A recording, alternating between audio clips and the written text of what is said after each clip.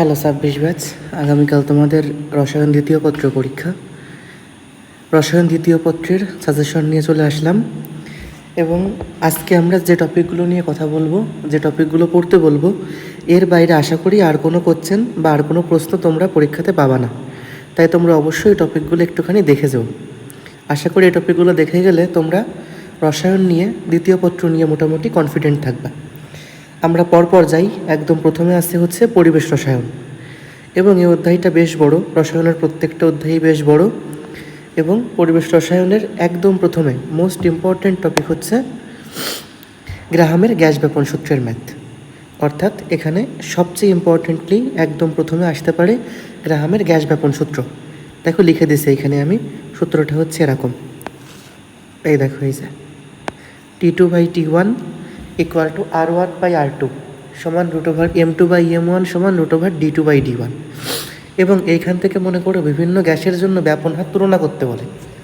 Suppose এ একটা gas দেয়া, B একটা গ্যাস দেয়া, এদের ওটা তুলনা, ব্যাপন হার তুলনা করতে বলে।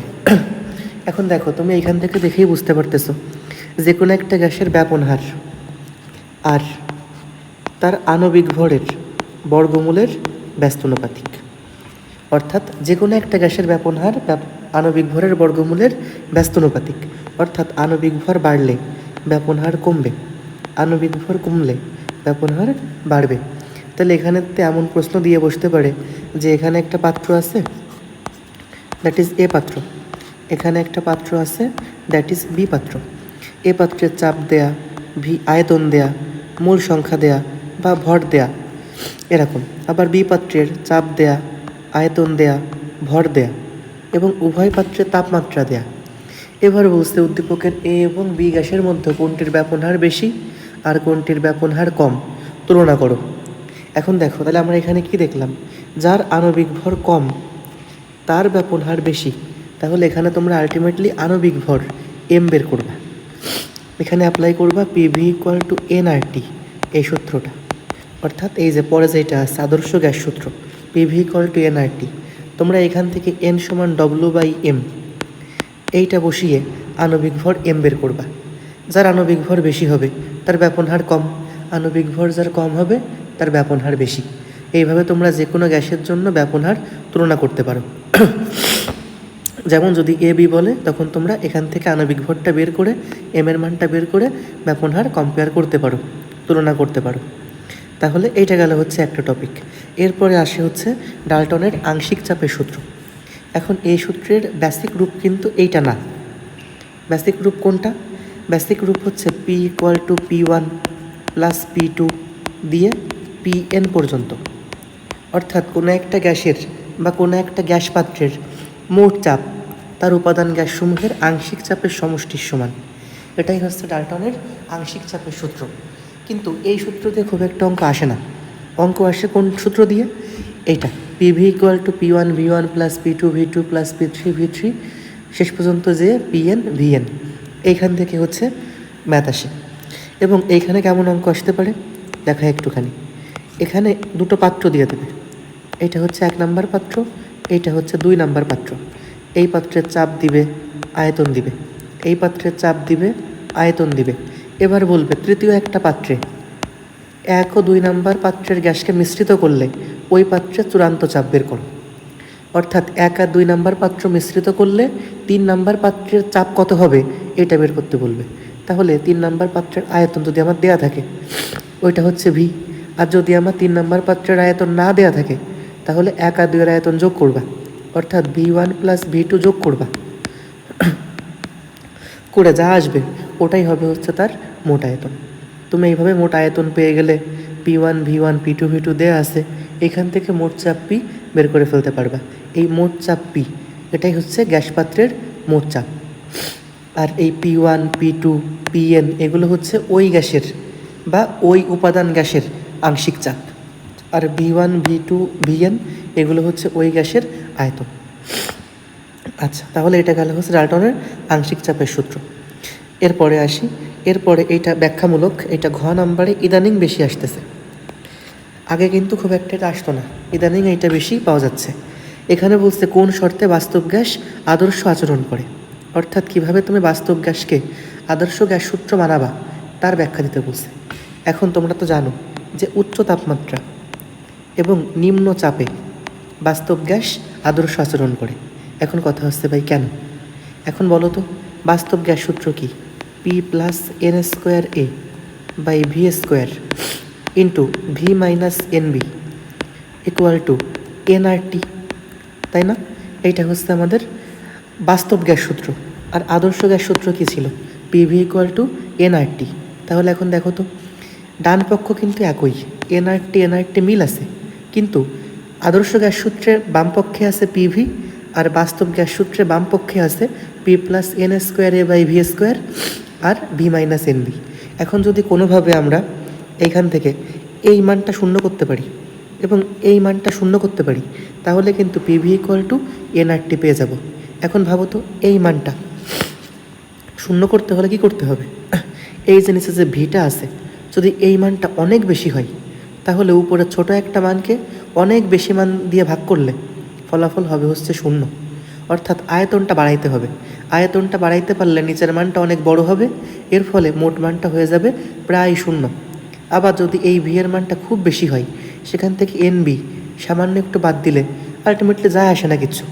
অর্থাৎ মনে করো তুমি 1 কোটিতে 1 টাকা বাদ দিছো, বলো আলটিমেটলি কি খুব বেশি পরিবর্তন হয়েছে? না। তেমনভাবে আয়তনের মান খুব বেশি হলে, ভি এর মান খুব বেশি হলে তোমার এখানে এন বির মান যাই হোক না কেন, মোটামুটি কোনো রকম কোনো এফেক্ট নেই। এই সবটুকু মিলাই ফলাফল ভি থাকবে। তাহলে আমরা এখান থেকে বলতে পারি, যদি আমাদের আয়তনের মান বেশি হয়, আয়তন বৃদ্ধি করা যায়, তাহলে কিন্তু পিভি ইকুয়াল টু এনআরটি পাওয়া যাবে। বলো আয়তন বাড়ে কোন ক্ষেত্রে?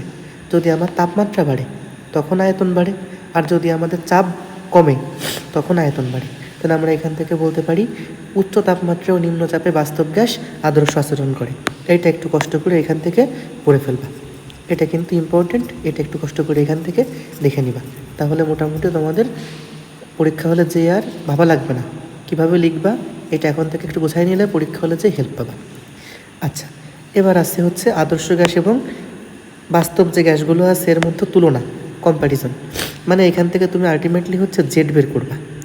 জেড যদি আমাদের জেডের মান 1 হয়, ওইটা হচ্ছে আদর্শ গ্যাস। আর জেডের মান 1 বাদে অন্য যে কোনো কিছু হলে ওইটা হবে হচ্ছে বাস্তব গ্যাস। এখন কথা হচ্ছে ভাই জেড মানে কি?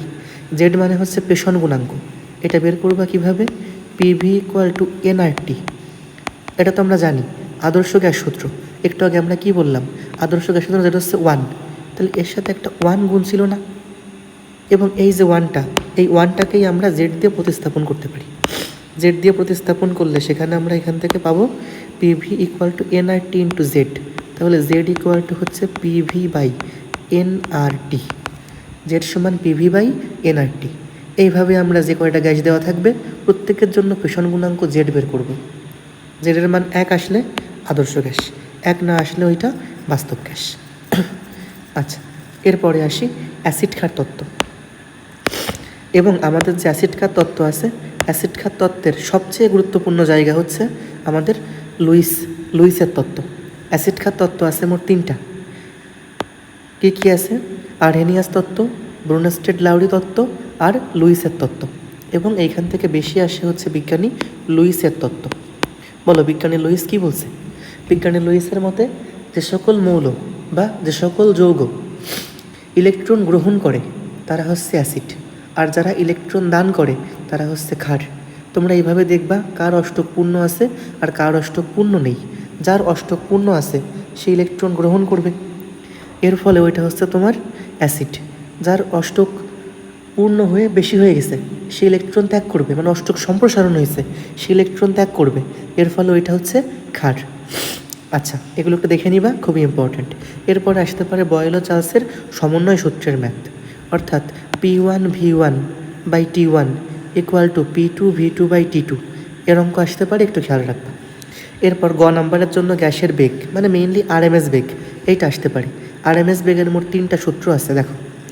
সি সমান √3RT/m অথবা √3PV/Nm অথবা √3P/ρ। এখন এখানে সি মানে হচ্ছে বেগ, বা এটাকে আমরা অনেকে CRMS দিয়েও প্রকাশ করি, মানে আরএমএস বেগ। আর এর মান এখন মনে রাখবা, আরএমএস বেগ বের করতে হলে সকল মান হবে হচ্ছে এসআইতে, বলো আর এর মোলার গ্যাস ধ্রুবকের এসআই মান কত? 8.314। তাহলে এখানে সবসময় আর এর মান 8.314। টি তাপমাত্রা অবশ্যই কিসে? কেলভিনে। টি এর মান হবে কেলভিনে। আর এম আণবিক ভর, বলো ভরের এসআই একক কি? কেজি। আণবিক ভর হবে হচ্ছে কেজিতে। এখন আমি বারবার সবাইকেই বলি, তোমরা আরএমএস বেগ বের করতে হলে সবই পারবা, খালি এক জায়গা ভুল হইতে পারে, ওইটা হচ্ছে আণবিক ভর এম বের করতে যায়।